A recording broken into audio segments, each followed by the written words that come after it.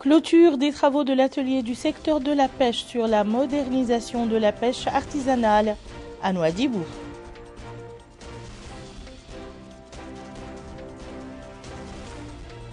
Signature d'un accord de partenariat entre le ministère des Affaires sociales, de l'Enfance et de la Famille et le Centre national de cardiologie. Le projet Mihnati, exécuté par le ministère de l'Emploi, de la Jeunesse et des Sports, finance des activités génératrices de revenus au Gorgol. Il est 22h, Madame, Monsieur, bonsoir, c'est votre rendez-vous avec l'information. Avant de passer au développement des titres, le courrier du président de la République. Le président de la République, Monsieur Mohamed El-Cheikh Al-Ghazouani, a félicité hier, mercredi, dans un tweet, le président élu du Niger, Mohamed Bazoum. Dans le tweet, le président de la République a écrit: Cher frère Mohamed Bazoum, votre élection à la tête de l'État du Niger m'offre l'agréable occasion de vous présenter mes chaleureuses félicitations et de vous souhaiter plein succès. Je tiens à vous exprimer notre disponibilité à travailler ensemble pour renforcer nos relations bilatérales et relever les défis auxquels font face les pays du G5 Sahel au niveau régional et international. Des membres du gouvernement ont commenté hier après-midi devant la presse les résultats du Conseil des ministres. Il s'agit du ministre de la Justice, M. Mohamed Mahmoud El-Cheikh Al-Boye, et de celui de l'Éducation nationale, de la formation technique et de la réforme, M. Mohamed Melaini Nouleyi, porte-parole par intérim du gouvernement. Bokar Bouelaban nous en dit plus. C'est une tradition. À la fin de chaque réunion du Conseil des ministres, certains membres du gouvernement commentent devant la presse les résultats de la dite réunion. Celle tenue d'hier n'a pas dérogé à cette tradition. Dans son mot introductif, le ministre de l'Éducation nationale, de la formation technique et de la réforme, Mohamed Melaini Nouleyi, porte-parole du gouvernement par intérim, a indiqué que le Conseil des ministres a examiné et adopté plusieurs projets de décret et suivi des communications.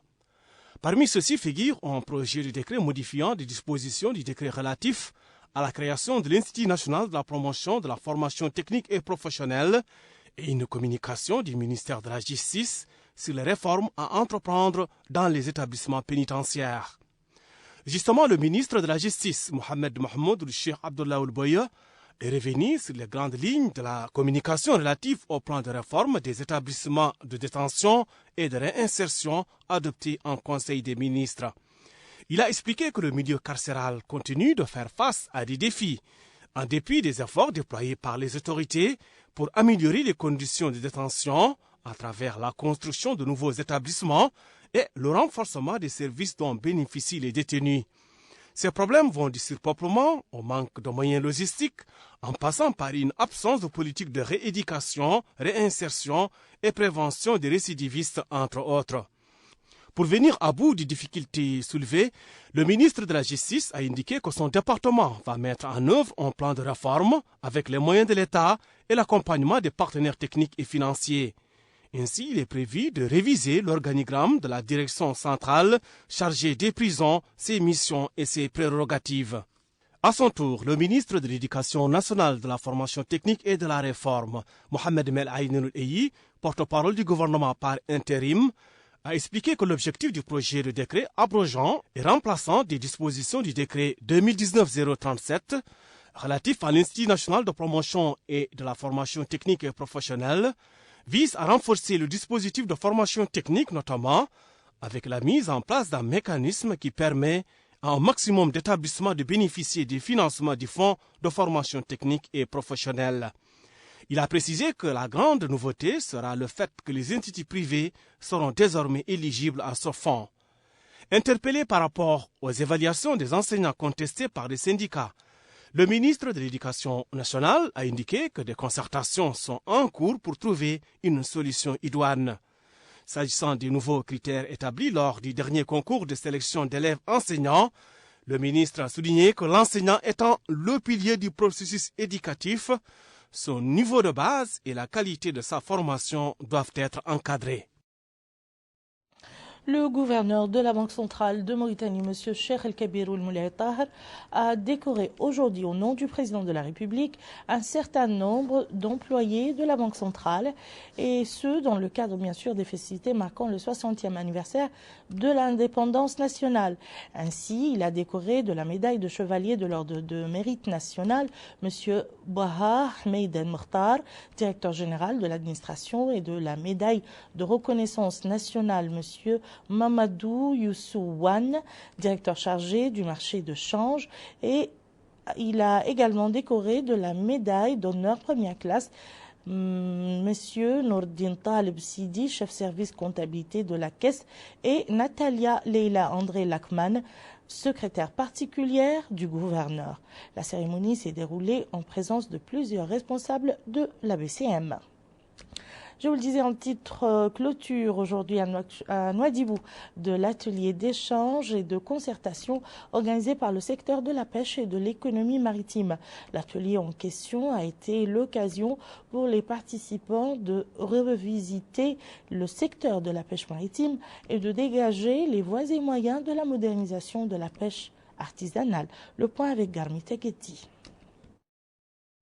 La 4e journée consécutive de concertation et d'échange de points de vue sur le secteur de pêche et de l'économie maritime a eu pour sujet l'exposition d'un bateau de pêche de surface de 19 mètres et le développement de la pêche artisanale. La première phase de cette rencontre a été dédiée au programme de modernisation de la flotte de pêche artisanale et côtière et ses objectifs, tandis que la deuxième partie s'est concentrée sur les efforts déployés par le ministère des Pêches et de l'économie maritime pour le développement du secteur de la pêche artisanale, par la création de la Société des chantiers navals de Mauritanie.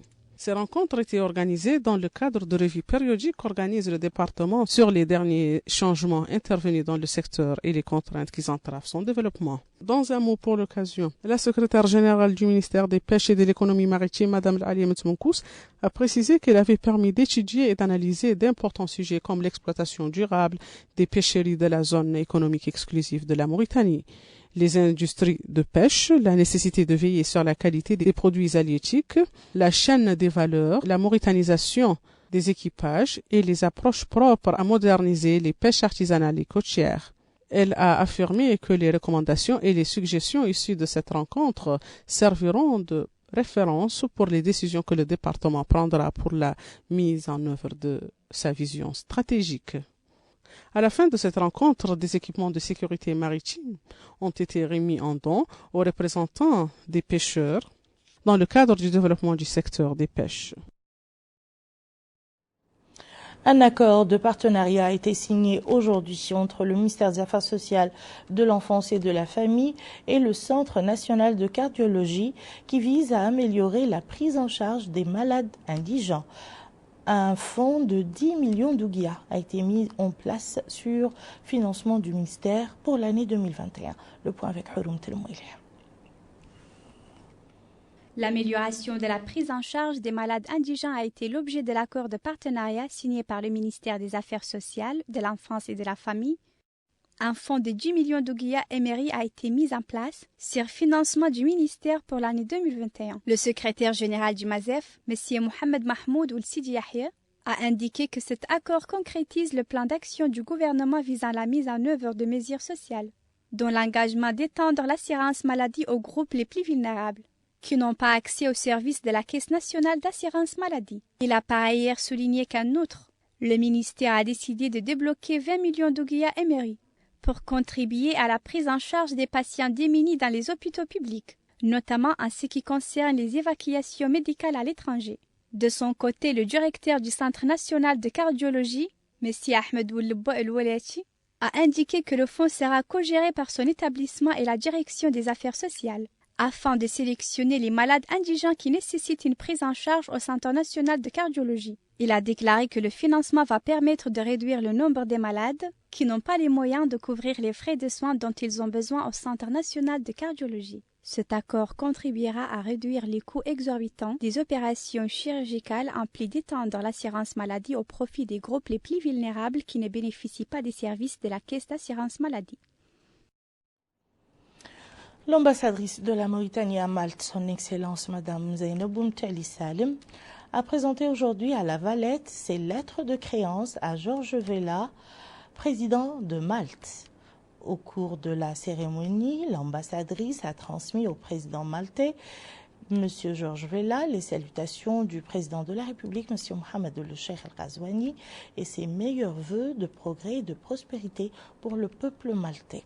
De son côté, le président maltais a chargé l'ambassadrice de transmettre au président de la République ses salutations, se félicitant du rôle qu'il joue pour le renforcement des relations entre les deux pays et du rôle constructif qu'il joue pour la stabilité et la sécurité au Sahel et en Afrique. La rencontre a également porté sur les moyens de renforcer les relations entre les deux pays, notamment dans les domaines de l'éducation et de la formation. Le président maltais a en outre souhaité, pour la circonstance, progrès, prospérité pour le peuple mauritanien.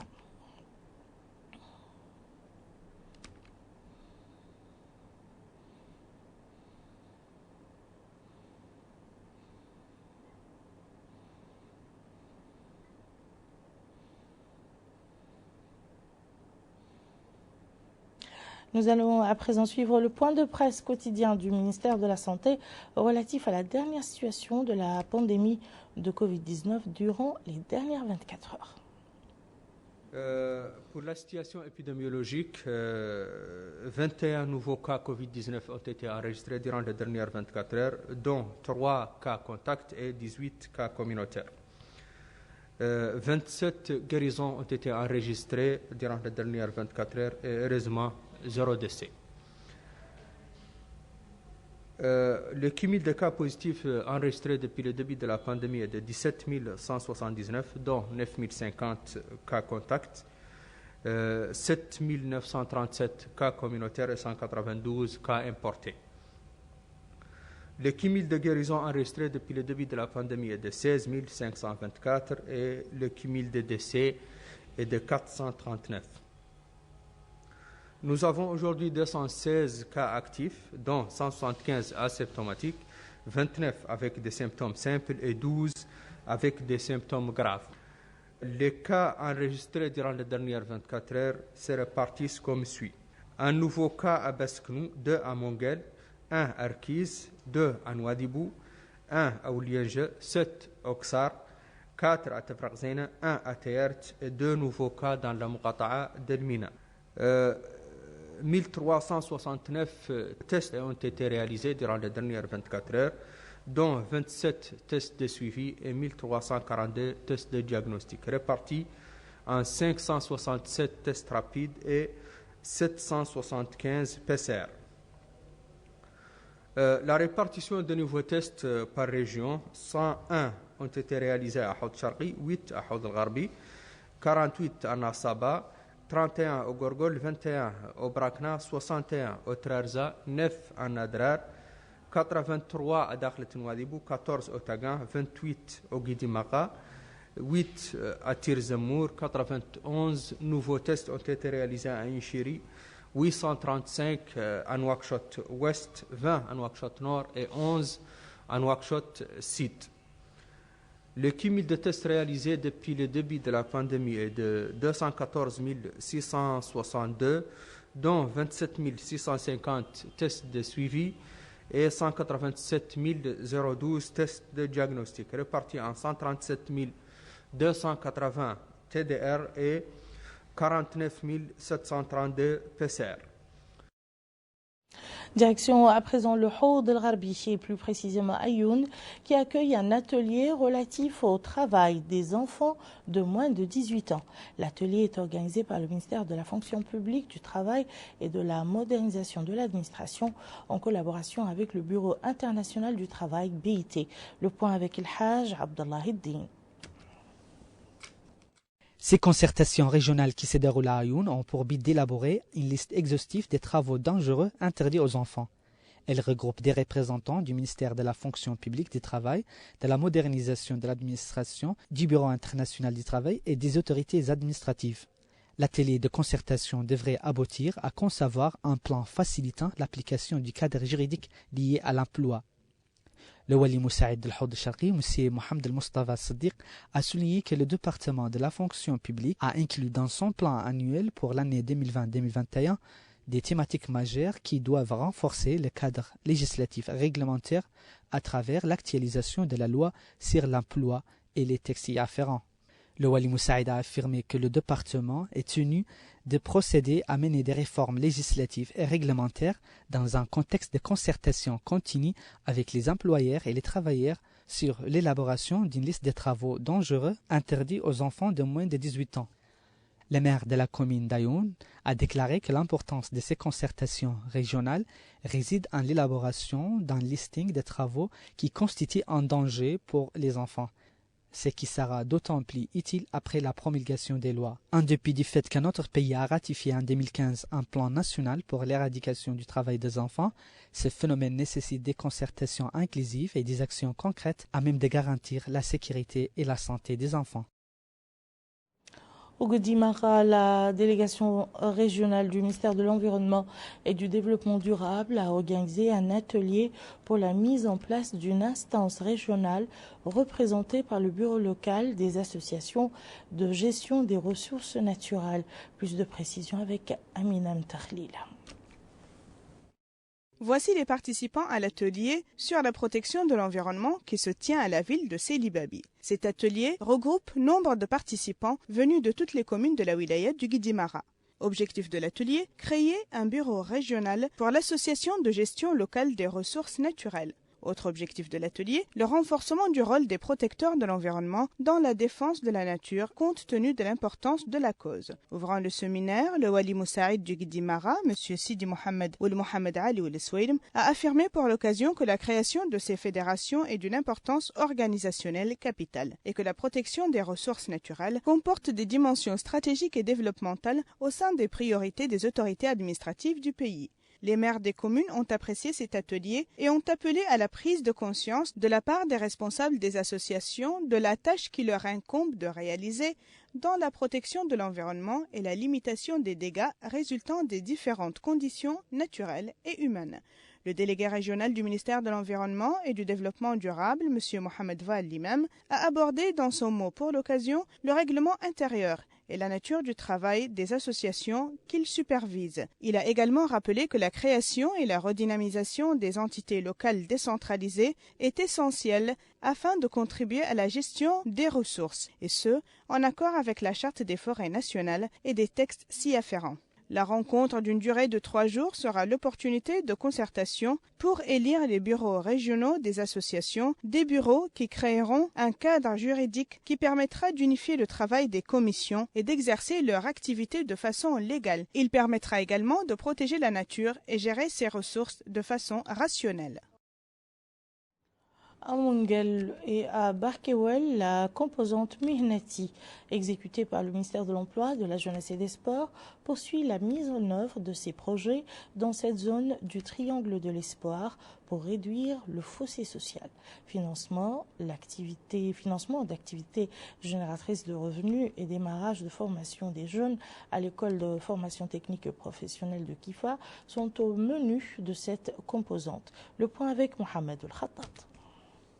Derrière cette porte de l'école d'enseignement technique et de formation professionnelle de Kifa, Sizabar Keol, ces jeunes espèrent s'insérer dans le marché du travail après avoir achevé leur formation, qui dans la couture, qui dans l'électricité domestique. Une formation dans ces deux spécialités qui a duré 300 heures, obtenue grâce à une coopération entre le ministère de l'Emploi, de la Jeunesse et des Sports et le ministère de l'Éducation nationale de la formation technique dans la Muqata'a de Barkewal. Pour ce cadre de l'école, la formation a concerné 2 spécialisations, la couture pour une promotion de 30 stagiaires et l'électricité pour 12 autres, et a duré 2 mois. Pour cette jeune femme, je suis une formatrice dans la couture à Barkewal, sortante du centre de formation professionnelle de Kifa. Les bénéficiaires de la formation estiment que c'est un débouché pour surmonter l'obstacle du chômage, sortir de l'assistanat social et contribuer à jouer un rôle positif dans le développement du pays. Pour cet élève, la formation est une occasion à ne pas manquer pour apprendre un métier et avoir une activité génératrice de revenus permettant de subvenir à mes propres besoins. Quant à ce jeune homme, formé dans l'électricité, il affirme être venu apprendre un métier pour être indépendant économiquement, grâce auquel il pourra garantir son avenir et vivre décemment. Comme quoi, la décentralisation de la formation est une opportunité pour les jeunes garçons et filles d'être formés dans des métiers porteurs que l'école d'enseignement et de formation professionnelle de Kifa dispense dans un court temps, rapprochant ainsi le service public du citoyen et préparant les jeunes chômeurs à sortir de l'inactivité et de l'oisiveté pour être enfin actifs et productifs, capables d'intégrer le marché du travail. C'est une cérémonie de financement de 60 activités génératrices de revenus et de démarrage de la formation de 60 jeunes de la Muqata'a de Mungel dans le domaine de l'électricité, de la broderie et de la plomberie, qui a été supervisée hier à Mungel par Hamadi Wilbekay, chargé de mission au ministère de l'Emploi, de la Jeunesse et des Sports, en présence du Wali du Gorgol, M. Ahmed Naoussi Debbe, du président du conseil régional de la Wilaya, M. Mamadou Abou Ba, du maire adjoint de la Muqata'a de Barkewal et des autorités administratives et sécuritaires. L'occasion pour le chargé de mission d'indiquer que la cérémonie qui s'inscrit dans le cadre de la mise en œuvre de la composante Mihnati, ma profession, du programme élargi Oulawiyati du président de la République, exécuté par le ministère de l'Emploi, de la Jeunesse et des Sports, fait partie de ces activités ciblant le triangle de l'espoir, première phase avant leur généralisation sur l'ensemble du pays. De son côté, le Wali du Gorgol, M. Ahmed Naoussi Debbe, a souligné que ces projets sont importants et ciblent les couches vulnérables, exprimant l'espoir de voir ces fonds contribuer au développement de cette zone du triangle de l'espoir. À son tour, le président du conseil régional du Gorgol, M. Mamadou Abouba, a loué cette action des pouvoirs publics, soulignant que le président de la République, Mohamed Ould Cheikh Al-Qazouani, n'a de cesse d'accorder une attention particulière aux populations démunies. Enfin, le maire adjoint de Mungel a, au nom des populations, remercié les autorités du pays et loué le projet Mihnati et son rôle dans le développement. Il est attendu du projet Mihnati d'absorber le chômage dans la wilaya, à raviver la flamme de l'engouement pour le travail et la productivité chez les jeunes. Le centre d'accueil des citoyens de la ville de Zouérat connaît un flux important de résidents désireux d'acquérir des pièces d'état civil. Pourtant, les usagers souhaitent plus de flexibilité pour l'obtention de ces indispensables papiers. Aminata Khan. Le centre d'accueil des citoyens relevant de l'Agence nationale du registre des populations et des titres sécurisés à Zouérat est le lieu où se rendent quotidiennement les habitants de la cité minière désireux de renouveler leur papier d'état civil, retirer un document administratif ou encore se recenser. À l'intérieur du centre, les agences s'activent pour délivrer aux citoyens leurs pièces d'identité, des actes de mariage et leur passeport. Cependant, les citoyens ne sont pas satisfaits des procédures administratives qu'offre ce centre, à l'image de celui-ci que nous avons rencontré qui a indiqué qu'il a perdu sa pièce d'identité il y a de cela quelques jours, mais qu'à cause de la lenteur des agents qu'il perd plusieurs heures dans les longues files d'attente. Même son de cloche pour cet hôte qui demande la facilitation des procédures administratives. Le chef de centre a indiqué à notre micro que les agents du centre ne ménagent aucun effort pour délivrer aux citoyens les papiers à temps, mais qu'à cause des procédures que certains citoyens n'arrivent pas à respecter, qu'il arrive que certains passent plusieurs jours avant de se recenser ou avant d'obtenir un papier. Il poursuit en indiquant que les procédures vont être révisées pour pouvoir alléger et rendre accessibles les papiers d'identité et de recensement à tous. À noter qu'avec la pandémie de la COVID-19 dans notre pays, que les agents du centre respectent la distanciation sociale et recommandent aux visiteurs de porter un masque et de respecter la distanciation sociale qui est d'1 mètre. Et nous arrivons maintenant à notre rubrique consacrée à la CAN des moins de 20 ans.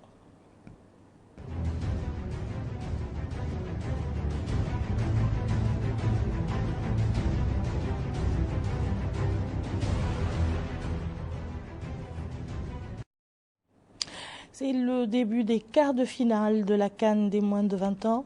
2 matchs étaient au programme aujourd'hui ici à Nouakchott, notamment au stade olympique et au stade Cheikh Al Bouidia. Les 2 autres quarts de finale se joueront demain, Inch'Allah, à Nouakchott et à Nouadhibou. Plus de précisions avec, bien sûr, Bokar Bouilaba. Le Ghana est le premier pays à se qualifier en demi-finale de la CAN des moins de 20 ans, en écartant le Cameroun à la suite des tirs au but 4-2 ce soir au stade olympique de Nouakchott. Le score au temps réglementaire était d'un but partout. Le Ghana affrontera le vainqueur du match République centrafricaine-Gambie qui se jouera demain soir à 19h au stade municipal de Nouadhibou. Et puis l'Ouganda est le deuxième pays à valider son billet pour les quarts de finale en s'imposant 5-3 face au Burkina Faso à la suite de la séance des tirs au but. Le match s'est déroulé au stade Cheikh Al Bouidia à Nouakchott. Au temps réglementaire, le score était 2-0 but partout. Ces demi-finales seront marquées par un alléchant match entre le Maroc et la Tunisie demain à 16h au stade municipal de Nouadhibou. Le 11 national marocain s'était qualifié en quart de finale en s'imposant devant la Tanzanie 3-0, terminant en tête du groupe C avec 7 points, 2 victoires et 1 nul. De leur côté, les Aiglons de Carthage de Tunisie avaient validé leur billet en tant que meilleur troisième du groupe B avec 4 points, 1 nul avec le Burkina Faso 0 but partout, une victoire sur la Namibie 2-0 et une défaite devant la Centrafrique 1-2. Donc ce derby maghrébin s'annonce palpitant. L'autre demi-finale de la journée de demain opposera la République centrafricaine et la Gambie à 19h au stade olympique de Nouakchott. Les 2 sélections ont réussi à gagner leur place le dernier jour de la phase de groupe. La République centrafricaine a dominé la Tunisie 2-1 lors de son dernier match pour passer à la 2e place, tandis que la Gambie est sortie victorieuse lors de la dernière journée en battant le Ghana 2-1. Un match qui sera dirigé par le trio arbitral mauritanien. Abdelaziz Oulbou sera au sifflet. Il sera assisté de ses compatriotes Hamdine Diba et Mariam Chedad. Pour rappel, Abdelaziz Bou avait également arbitré le match Ghana-Maroc pour le compte du groupe C à Nouadhibou. Et voilà qui met fin à ce journal. Tout de suite, le rappel des titres. Clôture des travaux de l'atelier du secteur de la pêche sur la modernisation de la pêche artisanale à Nouadhibou.